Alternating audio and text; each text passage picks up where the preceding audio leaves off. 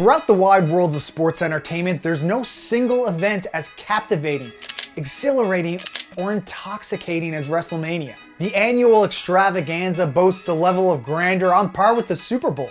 And for nearly 4 decades, the show of shows has been professional wrestling's premier event, attracting millions of viewers from all over the globe.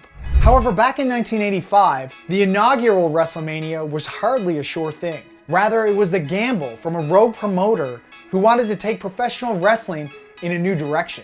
And it was his fearlessness that ultimately changed the course of sports entertainment and launched the WWE into a new stratosphere.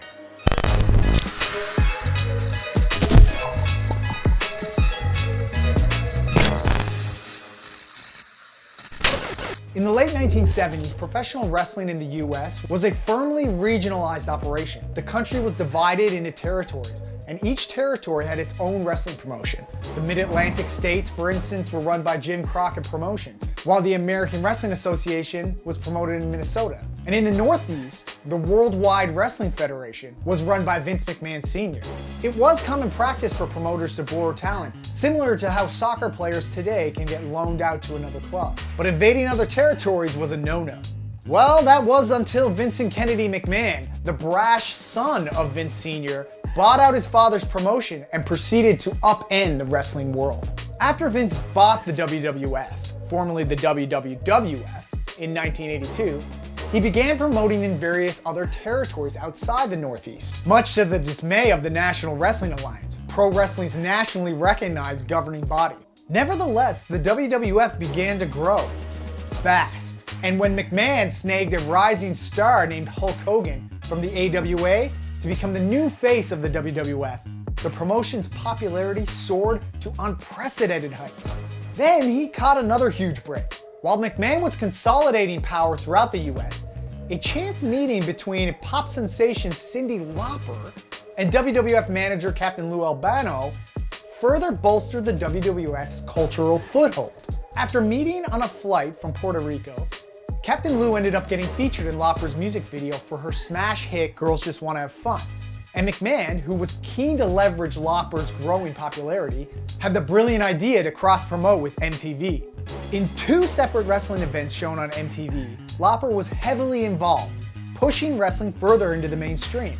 1984's The Brawl to End It All featured up-and-comer Wendy Richter, accompanied by Lauper, defeating wrestling legend The Fabulous Moolah for the Women's Championship. A few months later, The War to Settle the Score had Lauper front and center again.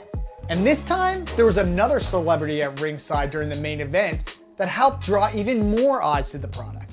While WWF champion Hulk Hogan squared off against notorious loudmouth Rowdy Roddy Piper, there sitting ringside was Mr. T, star of the hit TV show The A-Team. As it happened, Mr. T knew Hogan from the time they spent together on the set of Rocky III in 1982.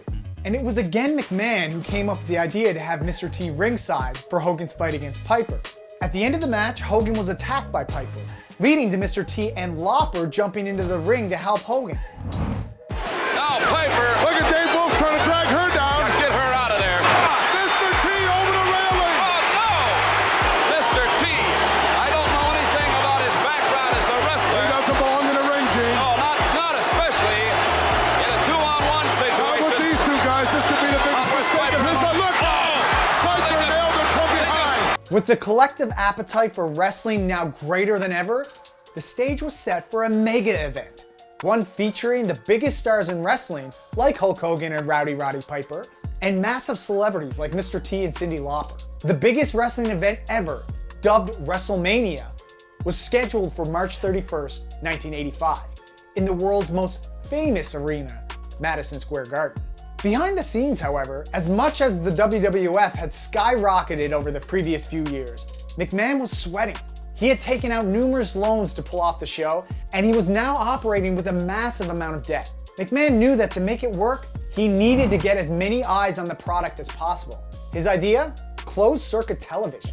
Prior to pay-per-views, the idea that people would travel to an arena or a theater to watch a live event on a big screen was a foreign concept. But McMahon banked everything on the idea that people would pay to watch WrestleMania even if it wasn't in person. Before long, WrestleMania's biggest matches were set. Mr. T and Hulk Hogan in a tag team match against Rowdy Roddy Piper and Mr. Wonderful Paul Orndorff. And on the undercard, Wendy Richter, accompanied to the ring by Cyndi Lauper, wrestling Leilani Kai for the Women's Championship. In the lead up to the show, Mr. T and Hulk Hogan made a number of appearances, from Saturday Night Live to Hot Properties with Richard Bledsoe. In an unscripted moment, Hogan put Bledsoe in a front chinlock, choking him out and dropping him to the floor, causing Bledsoe to split his head open. The appearance was played out as an accident to not cause any backlash heading into WrestleMania. However, Bledsoe did not take the moment so lightly and ended up suing Hogan, and they eventually settled out of court. Still, even with the tickets to MSG and closed circuit screenings selling out, McMahon knew he had to add even more pomp and circumstance to the show. Along with massive wrestling stars like Andre the Giant and Junkyard Dog, McMahon brought in even more big names from outside the wrestling world to be a part of the main event. Liberace ended up being the guest timekeeper, Billy Martin served as guest ring announcer, and even the great Muhammad Ali showed up to be special guest referee outside the ring. And lo and behold, WrestleMania did not disappoint. Despite some underwhelming preliminary matches, fans could hardly contain their excitement when Andre the Giant won the Body Slam Challenge against fellow big man Big John Studd. And after Richter regained the Women's Championship with Lauper by her side, it was time for the main event. Once the match was underway, the goal was to keep things relatively easy for Mr. T, who essentially had no professional wrestling experience. Much of the match was told through dramatic build-up and very simple moves. It was chaotic at moments though, like when everyone jumped in the ring and even Ali threw some punches. Ali is getting into the ring, and we're getting chaos 5 minutes into the match, Gino Monsoon. Ali stepped right in there. Oh, look at Ali, took a shot at Piper. Who goes out? Ali not going to take anything from anybody. Muhammad Ali chasing Ace out of the ring.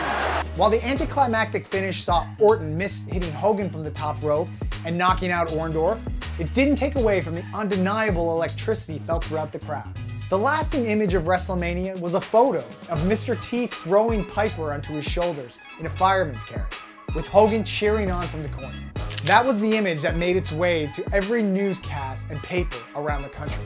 McMahon's gamble had paid off. WrestleMania was a smashing success. The country, and to a larger extent the world, was now turned on to professional wrestling like never before. Marketing stars like Hogan was easy, and the merchandising, everything from clothes to cartoons to action figures to ice cream bars, brought in an endless flow of profits.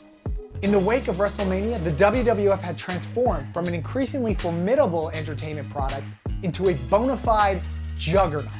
And nearly 40 years later, WrestleMania remains the flagship annual event for the now named WWE, and seemingly gets bigger and grander every year. And each time around, it produces moments that transcend professional wrestling and become broader cultural reference points. Much like the Super Bowl, WrestleMania continues to sell out year after year, putting on a spectacle that captivates audiences around. Thanks for watching.